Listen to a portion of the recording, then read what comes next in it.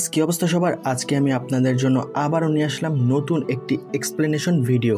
আজকে আমরা এক্সপ্লেন করব নিউ সাগা অ্যানিমের এপিসোড 2। আপনারা যদি এরকম আরো এক্সপ্লেনেশন ভিডিও দেখতে চান তাহলে চ্যানেলটি অবশ্যই সাবস্ক্রাইব করবেন। এপিসোডের শুরুতেই আমরা দেখতে পাই কাইল একটা জায়গায় তলোয়ার নিয়ে দাঁড়িয়ে আছে। তখন সে ট্রেনিং করার জন্য একটা আত্মাকে সামান করে। তারপর কাইল ওই আত্মাটির সাথে ট্রেনিং করতে শুরু করে। মহান আক্রমণের আর মাত্র 3 বছর বাকি আছে, আর আমি কখনোই ভালো করে ম্যাজিক অথবা তলোয়ারের ব্যবহার করিনি। আমার প্রয়োজন শক্তি এবং গতি। এই স্পেলটা বলার পর আমরা দেখি কাইলের বডিতে একটা ম্যাজিক কাস্ট হয়। কাইল বলে, ম্যাজিক তো আগের থেকে অনেক ভালো কাজ করছে, ম্যাজিক্যাল পাওয়ার বেড়ে গেল নাকি? তারপর কাইল ওই আত্মাটির ওপর আবার অ্যাটাক করে, কিন্তু সে ব্যর্থ হয়। কাইল বলে, মনে হচ্ছে আমার বডি এতটা ম্যাজিক্যাল পাওয়ার হ্যান্ডেল করতে পারছে না। যত শক্তি প্রয়োগ করি না কেন, একদিন তো মরতেই হবে। যদি মরেই যাই, এগুলোর কি প্রয়োজন? থ্যারন এবং লিজে কাইলের এই সকল বিষয় লুকিয়ে লুকিয়ে দেখছে। থ্যারন বলে, বুঝতে পারছি না এর কি হয়েছে। লিজে বলে, কাইল এত অদ্ভুত আচরণ কেন করছে? থ্যারন বলে, 3 দিন আগেও এ আমার সাথে টানা 50টা ফাইট হেরে গেছে।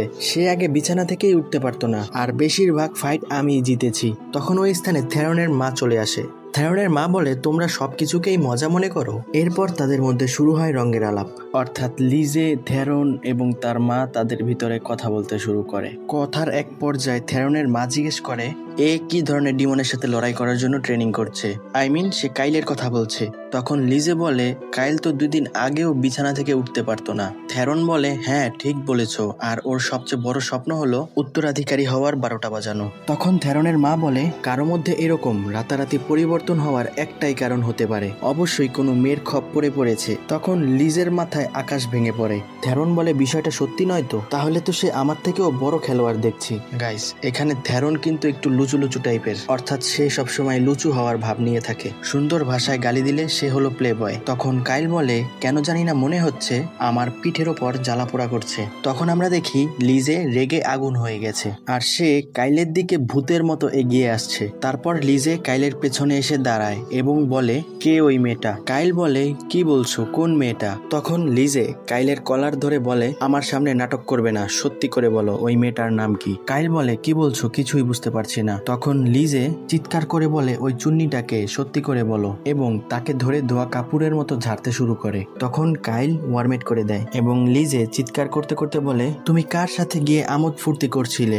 এরপর সিন চেঞ্জ হয়। লিজে নরম সুরে কাইলকে বলছে, সরি, তোমার উপর অনেক রাগ দেখিয়েছি। তোমাকে সরি বলার জন্য এসব খাবার আমি তোমার জন্য তৈরি করেছি, খেয়ে বলো তো কেমন হয়েছে? তখন থ্যারন আগ বাড়িয়ে বলে, আমি বলছি অনেক ভালো হয়েছে। এরপর কাইল থ্যারনের মাকে দেখে বলে, ভালো হয়েছে আপনিও এসে পড়েছেন মাস্টার। এখানে একটা জিনিস ক্লিয়ার করি, থ্যারনের মা বোধ হয় কাইলের মাস্টার ছিল। তখন কাইল বলে, আপনার কাছে আমার একটা প্রশ্ন আছে, আপনি আমাকে বলুন তো, এমন কে আছে যার কথা মানতে সম্পূর্ণ মানব জাতি বাধ্য? থ্যারন বলে, সবাই তার কথা শুনবে? এরকম তো শুধু একজন রাজাই হতে পারে। কাইলের মা বলে, ক্যারেসের উপাসকেরও ভালো ক্ষমতা আছে। কাইলের মাস্টার বলে, এটা র্যান্ড্রফও হতে পারে, যে 300 বছর আগে ডিমন কিংকে হারিয়েছে। শুধু মানব জাতি নয়, এলফ এবং ডোয়ার্ফও তার কথা মানতে বাধ্য। তখন কাইল ভাবে, তার মানে রাজা, উপাসক, হিরো, এই 2 বছরের মধ্যে এর মধ্যে যে কোনো একজন হতে হবে, আর তা হলো একজন হিরো। তার মানে হিরো হওয়া ছাড়া আর কোনো উপায় নেই। তখন কাইলের মা এবং তার মাস্টার বলছে, কিছু তো অবশ্যই হয়েছে, মনে হচ্ছে ও ভবিষ্যতের চিন্তা ভাবনা করছে। তখন লিজে বলে, কিছু বলা যায় না, সবসময় এর ওপর চোখ রাখতে হবে। তখন কাইল বলে, বিষয়টা কি বুঝলাম না, পিঠের ওপর আবার জ্বালাপোড়া করছে। এরপর সিন চেঞ্জ হয়। আমরা দেখি কাইল অনেকগুলো বই নিয়ে গভীরভাবে ঘাটাঘাটি করছে। ভবিষ্যতে কি হবে তা জানা থাকলে সবকিছু আসলেই অনেক সহজ হয়ে যায়। ভাগ্য ভালো যে আমি কোনো কিছু সহজে ভুলি না। তখন থ্যারন রুমে আসে।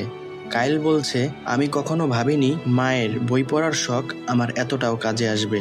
তখন থ্যারন বলে, তুমি কি আসলেই হিরো হতে চাও? কাইল বলে, হ্যাঁ ঠিক বলেছ, হিরো হতেই হবে, আর সেটাও খুব দ্রুত। তখন থ্যারন বলে, বিষয়টা এতটাও সহজ নয় যে তুমি ভাবলে আর সাথে সাথে হিরো হয়ে যাবে। তখন কাইল বলে, হ্যাঁ ঠিক কথা বলেছ, তাহলে তুমি বলো এখন আমার কি করা উচিত? থ্যারন বলে, তাহলে তুমি ডিমন কিংকে হারিয়ে দাও। কাইল বলে, তাহলে কি আমি এখানে বসে থাকতাম? কাইল বলে, একজন হিরো হওয়ার জন্য সর্বপ্রথম কি প্রয়োজন? থ্যারন বলে, প্রথমে অবশ্যই তাকে শক্তিশালী হতে হবে। কাইল বলে, ঠিক বলেছ, কিন্তু শুধু শক্তি দিয়ে কাজ হবে না। থ্যারন বলে, তাহলে তোমার মতে কোনটা সবচেয়ে বেশি প্রয়োজন? কাইল বলে, সবার প্রথমে প্রয়োজন টাকা। থ্যারন বলে, টাকা কোথায় পাবে? কাইল বলে, একটা হিরোর সবচেয়ে বড় পরিচয় হলো সে কখনো কারো সাহায্য করে পুরস্কার অথবা টাকার আশায় থাকে না, কিন্তু অ্যাডভেঞ্চার করার জন্য তো টাকা অবশ্যই প্রয়োজন। থ্যারন বলে, ঠিক বলেছ, খালি পকেট জীবনের সবচেয়ে বড় সমস্যা। কাইল বলে, নাম্বার 2, খ্যাতি। বিখ্যাত এবং ধনী ব্যক্তিরা যখন সম্মান দেয়, ধন দৌলত তখন এমনি এমনি এসে পড়ে। থ্যারন বলে, এই কথাটা আমার মাথার উপর দিয়ে গেল। কাইল বলে, খ্যাতি এবং টাকা থাকলে যে কোনো কিছু করা সম্ভব, কিন্তু তবুও এটা যথেষ্ট নয়। থ্যারন বলে, আবার কি চাই? কাইল বলে, একজন হিরোর ভালো ভাগ্য প্রয়োজন, কোনো সাধারণ ভাগ্য নয়। বিপদে কাজে আসবে এরকম ভাগ্য প্রয়োজন। এই সকল বিষয় যার মধ্যে থাকবে সেই একজন হিরো হতে পারবে। থ্যারন বলে, তার মানে তুমি চাও?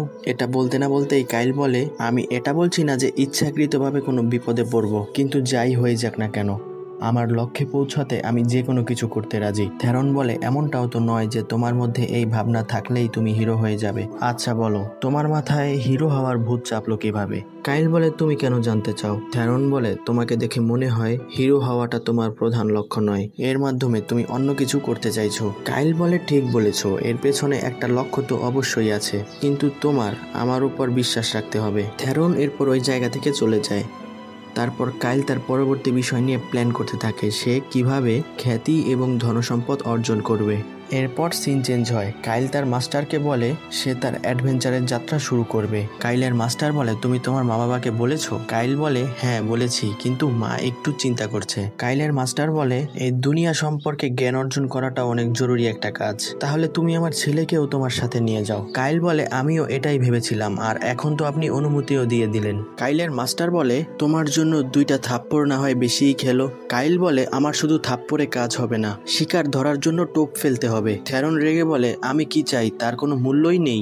এরপর সিন চেঞ্জ হয়। লিজে কাইলকে বলে, আমি শুনেছি তুমি নাকি অ্যাডভেঞ্চারে যাচ্ছ।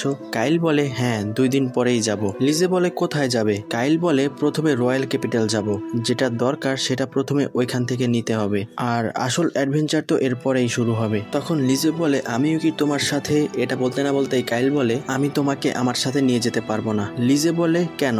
থিরানো তো তোমার সাথেই যাচ্ছে, আমার সুরক্ষা আমি নিজেই করতে পারবো, বুঝেছো? আর তোমাকে আমি বিরক্তও করব না। কাইল বলে, আমার এতে কোনো আপত্তি নেই, কিন্তু তোমার মা কখনোই চাইবে না তুমি কোনো বিপদে পড়ো। লিজে বলে, আমি ওনার সমাধিতে গিয়ে ক্ষমা চেয়ে নিব। কাইল বলে, আমি চাই তুমি একটা নিরাপদ স্থানে থাকো। তখনই কাইল লিজেকে কিস করে দেয়। এরপর কাইল বলে, ফিরে এসে সর্বপ্রথম আমি তোমার কাছেই আসবো, আর তাও সম্পূর্ণ অক্ষত অবস্থায়। লিজে বলে, তুমি এটা ঠিক করছো না, যখনই তুমি এরকম করো আমি কিছু বলতে পারি না। কাইল বলে, ম্যাচিউরিটি তো বয়সের সাথেই আসে। লিজে বলে, কি বলছো এসব? এখনো তো আমরা মাত্র 16তেই আছি, তাহলে তুমি আমাকে কথা দাও যে তুমি নিরাপদেই ফিরে আসবে। কাইল বলে, হ্যাঁ আমি তো আগেই বললাম। লিজে বলে, অপেক্ষা করব। এরপর সিন চেঞ্জ হয়। তারা দুজন একসাথে বাজারে আসে। তখন তারা একটি এলফ মেয়েকে দেখতে পায়। লিজে বলে, কত সুন্দর একজন এলফ, তাই না? তখন কাইল ওই মেয়েটাকে দেখে একটু অবাক হয়ে যায়। তখন সে একটা ভিশন দেখে, ওই এলফ মেয়েটি তার সাথে বসে আছে। মেয়েটি কাইলকে বলে, অন্তত তখন আমার আসল নাম ধরেই ডাকো না যখন আমরা একা থাকবো। আমার আসল নাম হলো, এটা বলার পরই কাইল তাকে এক্সেস বলে ডাক দেয়। গাইস, এই মেয়েটার নামই হলো উর্জা। আমরা এপিসোড 1-এ যেই মেয়েটাকে মরতে দেখেছি, এই সেই মেয়েটা। তখন ওই এলফ মেয়েটা অনেক রেগে যায়, আই মিন উর্জা। ওই সময় কাইল বলে, এটা আমি কি করলাম? এটা আমাদের প্রথম দেখা। ওর এক্সেস এই নামটা একটা সিক্রেট, যেটা সবাই বলতে পারে না। তখনই উর্জা কাইলের উপর একটা ম্যাজিক করতেই যাবে, এর আগে কাইল উর্জার উপর স্লিপিং ম্যাজিক করে দেয়। এতে উর্জা ঘুমিয়ে পড়ে এবং কাইল তাকে ধরে নেয়। এই বিষয়টা দেখে লিজে রেগে একেবারে আগুন হয়ে যায়। লিজে বলে, কাইল, আমি জানি এ দেখতে সুন্দর, তার মানে এই নয় যে তুমি এর সাথে আঠার মতো লেগে যাবে। তখন কাইল একটু হাকলাতে হাকলাতে বলে, আমি একে ইচ্ছা করে ধরিনি, আর একে যদি আমি না ধরতাম তাহলে তো সে পড়ে যেত। তখন লিজে চিৎকার করে বলে, সব মেয়ের দায়িত্ব তুমি নিবে নাকি? আমি তোমার সাথে আছি, এখনই এই অবস্থা, আর আমি না থাকলে তুমি কি করবে? এখন তো আমি তোমার সাথে অবশ্যই যাব।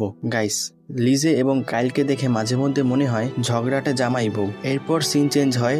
লিজে এবং উর্জা কাইলের সামনে বসে আছে এবং দুজনেই অনেক রেগে আছে। তখন কাইল উর্জাকে বলে, আপনার নাম তো উর্জা, তাই না? তখন উর্জা বলে, আমার সাথে কোনো ছল চাতুরি করবে না, আমার বাবা মাই শুধু আমার আসল নাম জানে, তো বলো তুমি কিভাবে জানলে? তখন কাইল মনে মনে বলে, কিভাবে বলবো? 4 বছর পর তোমার সাথে আমার প্রেম হয়ে যাবে, আর তুমি নিজেই আমাকে তোমার নাম বলেছিলে। তখন উর্জা বলে, দ্রুত বলো, নয়তো তোমার মুখ বন্ধ করার জন্য তোমাকে খতম করতে হবে। কাইল বলে, বলছি তো, ভয় কেন দেখাচ্ছ?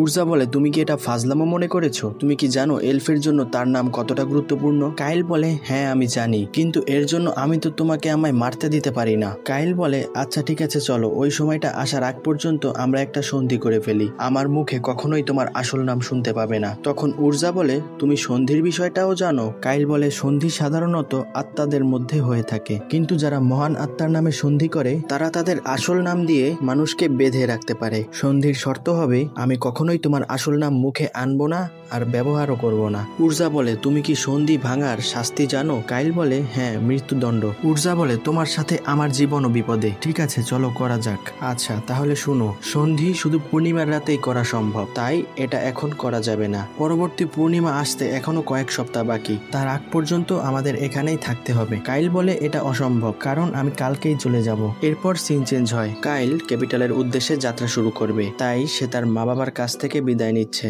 তখন আমরা দেখি ক্যাপিটালের উদ্দেশ্যে কাইল, থিরন, লিজে এবং উর্জা একসাথে যাত্রা শুরু করেছে। তখন থিরন উর্জার উপর টাঙ্কি মারতে শুরু করে।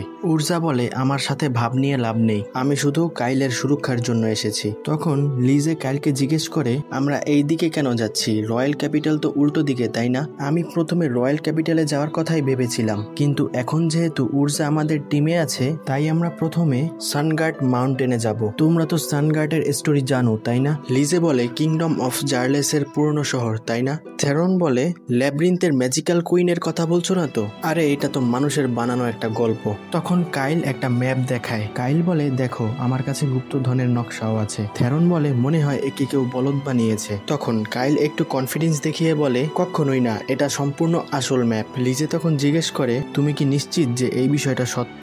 থেরন বলে যে টাকার পিছনে পাগল হয়ে যায় সে সব জায়গায় টাকা দেখে। তখন কাইল মনে মনে বলে পাগলের সামনে বক বক করে কোনো লাভ নেই। তখন উর্জা ওই নকশাটি দেখে বলে এই নকশাটি 1000 বছর আগে জাদুই বৃক্ষ থেকে তৈরি করা, আর এটা তৈরি করার নিয়ম বর্তমান সময়ে কারোর জানা নেই, তার মানে এটা আসল নকশা।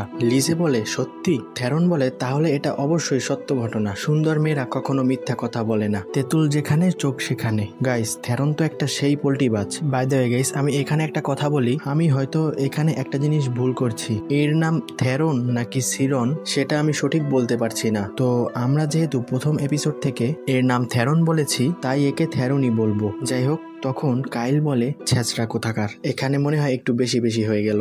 যাই হোক, তখন লিজে বলে এই স্থানে পৌঁছতে আমাদের অনেক টাইম লেগে যাবে। কাইল বলে চিন্তা করো না, আমার শর্টকাট জানা আছে। তখন সবাই জানতে চায় কেমন শর্টকাট। কাইল বলে মাটি ঘুরে যাব। এরপর সিন চেঞ্জ হয়, থেরন মাটি ঘুরতে ঘুরতে বলে আমরা এত বড় গর্ত কেন করছি? কাইল বলে শর্টকাটে গুপ্তধনের কাছে পৌঁছানোর জন্য, আর নকশার রাস্তা দিয়ে গেলে উপরে বিভিন্ন ধরনের ফাঁদ পাতা রয়েছে, আর সম্পূর্ণ পথেই বিভিন্ন ধরনের প্যাচ গোছ আছে, তাই উপরে অনেক বিপদ, সহজে যাওয়া যাবে না। থেরন বলে তুমি আমাকে ভয় কেন দেখাচ্ছ? আমি নকশায় তো এরকম কিছু দেখিনি, তাহলে এখানেও তো থাকার কথা না। কাইল মনে মনে ভাবে এখন একে কিভাবে বুঝাবো, আমি তো এখানে আগেও এসেছি। তখন কাইল থেরনকে বলে আসলে এগুলো গল্পের বইতে লেখা ছিল। তখন থেরন বলে ও আচ্ছা, তাহলে তো আমাদের সাবধান হতে হবে। ওই সময় উর্জাও ওইখানে এসে পড়ে। উর্জা তাদেরকে বলে তোমরা এখানে ডোয়ার্ফের আত্মাকে কেন সামান করেছো? কাইল বলে আমাদের কাজ এতে আরো সহজ হয়ে যাবে, আর আমাদের কোনো ম্যাজিক্যাল উইপেন কিনতে হবে না এবং টাকাও বেঁচে যাবে। তখন উর্জা থিরনকে বলে ওই জায়গা থেকে মাটি খুঁড়ো না, তাহলে আমরা বিপদে পড়ে যাব।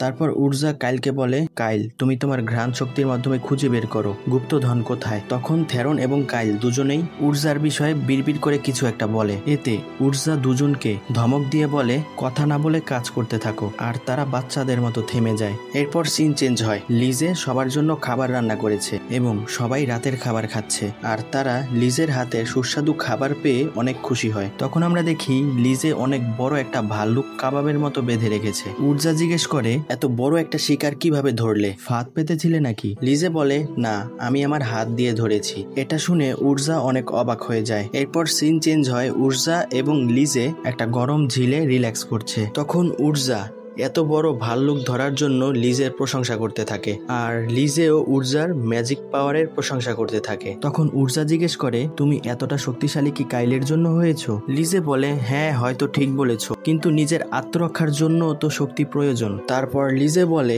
আমার মনে হয় আপনি আপনার আসল নাম নিয়ে একটু বেশি চিন্তিত। আমি জানি কাইল কিছু একটা লুকাচ্ছে, আর এটাও জানি যে সে কখনোই কারো ক্ষতি করতে পারে না, তাই আমাদের উচিত অপেক্ষা করা যতক্ষণ পর্যন্ত সে আমাদের সবকিছু ভুলে না বলে। তখন উর্জা বলে, হ্যাঁ ঠিক বলেছো। ওই সময় আমরা দেখতে পাই থেরন পাগল হয়ে গেছে তাদেরকে ওই অবস্থায় দেখার জন্য, আর কাইল তাকে আটকানোর চেষ্টা করছে। এরপর সিন চেঞ্জ হয়, কাইল এক জায়গায় বসে আছে। তখনই উর্জা তার কাছে আসে। উর্জা বলে, তুমি হিরো কেন হতে চাও? তুমি লিজে এবং থেরনকে বোকা বানাতে পারো, কিন্তু আমাকে বোকা মনে করো না। তোমার হাতের ওই রিং তুমি ট্রেনিং এর জন্য ইউজ করো, তাই না? কাইল বলে, হ্যাঁ ঠিক বলেছো। এই রিং এর জন্য আমার ওজন 2-3 গুণ বেড়ে যায়, আর আপাতত আমি আমার ফিটনেস ট্রেনিং এ বেশি মনোযোগ দিচ্ছি। উর্জা বলে, এই বিষয়টা আমি ঠিক বুঝলাম না, এর সাথে আমার আসল নামের কোনো সম্পর্ক নেই তো? তখন কাইল টপিক ঘুরিয়ে দেয়। কাইল বলে, আমরা অবশেষে পৌঁছে গেছি, লিজে এবং থেরনকে ডাক দাও। এরপর তারা গর্ত ঘুরে যখন গুপ্তধন কক্ষের ভেতরে প্রবেশ করে সোনাদানার পাহাড় দেখতে পায়। এটা দেখে থেরন পাগল হয়ে যায়। থেরন বলে, সারা জীবন বসে বসে খাবো। তখন কাইল বলে, আমাদের টাকা পয়সা দরকার, তাই এখানে এসেছি। এত সোনাদানা দেখে নিজের লক্ষ্য ভুলে যেও না, নিজেকে একটু সংযত রাখার চেষ্টা করো। তখন উর্জা এবং লিজে বলে, আমি তোমার সাথে একমত। তখন কাইল থেরনকে দেখিয়ে বলে, দেখো যে সকল লোকরা লোভী হয় তাদের অবস্থা এইরকমই হয়। তখন লিজে এবং উর্জা বলে, অনেক লজ্জাজনক একটা অবস্থা, ও এরকম কিভাবে করতে পারে? তখন কাইল মনে মনে বলে, থেরন তোমাকে অনেক ধন্যবাদ, তোমার অবস্থা দেখার পর মনে হয় না তারা দুজন এরকম করবে। এরপর কাইল বলে, এটাই সুযোগ, আর সে অন্য একটা কক্ষে চলে যায়। ওই কক্ষে আমরা একটা তলোয়ার দেখতে পাই এবং একটা ম্যাজিক্যাল গার্ল দেখতে পাই। সেই ম্যাজিক্যাল গার্লটি বলে, আরে তুমি এখানে মানুষ আসা তো অসম্ভব, তুমি কিভাবে আসলে? আর এভাবেই এই এপিসোডটি সমাপ্ত হয়। তো গাইস, ভিডিওটি শেষ করার আগে আপনাদের কিছু কথা বলি। আমার একটা ভিডিও তৈরি করতে কমপক্ষে 6 থেকে 7 দিন সময় লাগে, কারণ আপনারা যদি শুধু আমার এই ভিডিওকে এক্সপ্লেন মনে করেন তাহলে ভুল। এটা সম্পূর্ণ একটা বাংলা ডাবিং। আমার এই কথাগুলোর উপর ভয়েস ওভার দিলে সম্পূর্ণ একটা বাংলা ডাবিং এর মতো হয়ে যাবে। আর আমি সবসময় চেষ্টা করি জাপানিজ অথবা ইংলিশ ডাবে গল্পটা যেরকম থাকে বাংলায় যেন ঠিক সেরকম ভাবেই ট্রান্সলেট করে বলতে পারি। এর জন্য মাঝে মধ্যে কিছু হিন্দি ডাব গল্পেরও সহযোগিতা নেই, আর এগুলো বাংলায় সম্পূর্ণ অ্যাকুরেট ভাবে ট্রান্সলেট করতে 4-5 দিন সময় লাগে। আর ভয়েস ওভার দেওয়ার জন্য প্রত্যেক দিন 1 ঘন্টা করে সময় পাই। আমি 2-3 দিনের ভিতরে একটা ভিডিওর ভয়েস ওভার শেষ করি। তাহলে বুঝতেই পারছেন যে কিভাবে আপনাদের জন্য অনেক পরিশ্রম করে একটা ভিডিও তৈরি করছি। তো এতগুলো কথা বলার কারণ হলো, আপনারা অনেকেই ভিডিও দেখেন কিন্তু ভিডিওতে কোনো লাইক করেন না, যেটা আমার জন্য খুবই দুঃখজনক। 100% এর মধ্যে মাত্র 3% ভিউয়ার্সরা শুধু লাইক করেন। তো আপনাদের কাছে একটা অনুরোধ থাকবে, যদি আপনারা আমার ভিডিও পছন্দ করেই থাকেন তাহলে অবশ্যই ভিডিওটিতে একটি লাইক দিবেন, আর চ্যানেলটি অবশ্যই সাবস্ক্রাইব করে রাখবেন বাংলার সবচেয়ে সেরা এনিমের চমক ধমক দেখতে। তো আজ এ পর্যন্তই, ভালো থাকবেন, সুস্থ থাকবেন, দেখা হবে পরবর্তী ভিডিওতে।